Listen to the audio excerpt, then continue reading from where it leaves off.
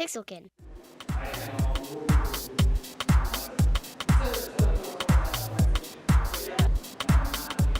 So I'm here with Lisa Castaneda, the founder of foundry10. And can you tell us a little bit about what foundry10 does? Sure.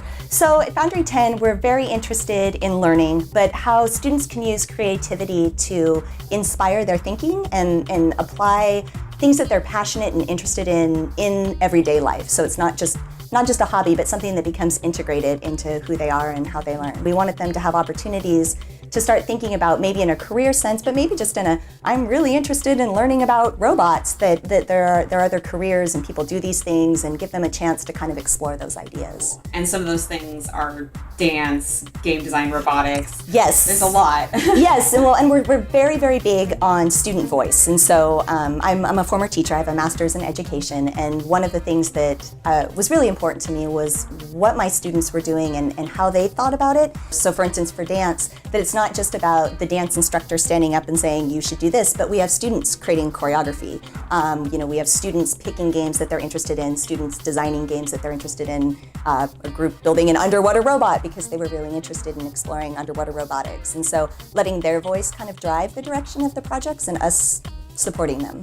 I'm here with Tom Swanson, and what do you do at foundry10? A lot of my role is kind of designing and then actually enacting our programs and a lot of our research projects as well. Predominantly, I focus on the video games and technology-based programs. Let's talk a little bit about the mentors. You bring them in from the local games community? Yeah, for the game ones. So we get the proposal, and it could be anything. Like we've seen, I want to build a go-kart, I want to make a video game. So then we reach out into the community and see who would be interested in mentoring these kids. And we try to make sure that their involvement with the group is limited to like just a couple of hours per session, and that most of the time the students are working on it as a group, but just as their group, and that way they come up against challenges and learn to overcome things and figure them out. With all the game development, from tabletop all the way up to the really technologically advanced ones, one of the major trends that we see is students think, they come into it thinking, I like to play games,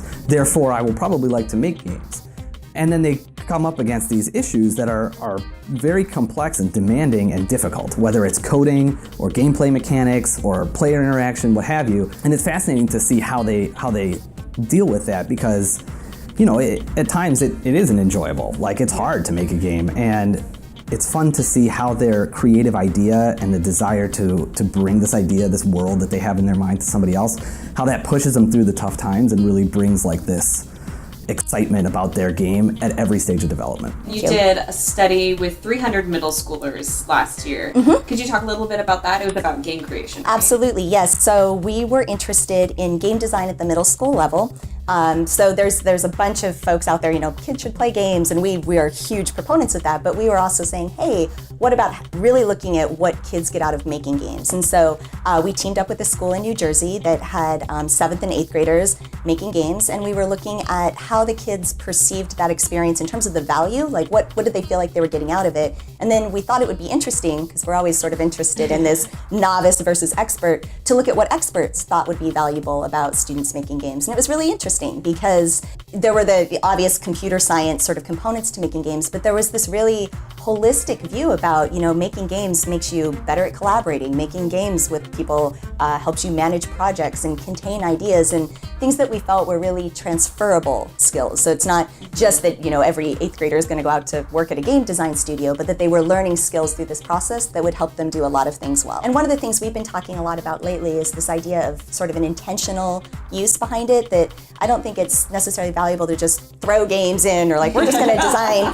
whatever, but to really like, hey, we're using this game for this purpose, or to explore, a particular idea. And one of the things, just get my little pedestal for a minute about making games, is that, a lot of times people think that kids should only make games that have an academic purpose. A lot of the research is on, kids making a math game for another class, and we think there's value in making games, period, that it doesn't have to always have that, standards math connection. It could be that just through the process of designing and trying to put together this larger project, there's a lot of value there. What do you hope foundry10 goes forward to do in the future? So the major goal with our game stuff is just to have a better understanding of what role games can play in learning. And it's not, there's Obviously, there's a large piece of that is education, but it's also just learning in general. My hope for Foundry 10 and the game program specifically is that we can provide information to better inform programs that involve games in all facets of learning at all stages of life.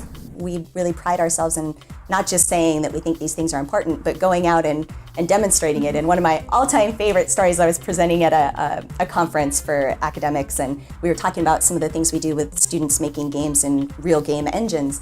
And this man was like, well, you can't just put a group of 4 high school students in the Unreal 4 engine and have them make a game. And I was like, we've done it twice. And so it was like super awesome, because I think that a lot of times people underestimate what students are capable of, and we want to give them the opportunity to show what they can really do.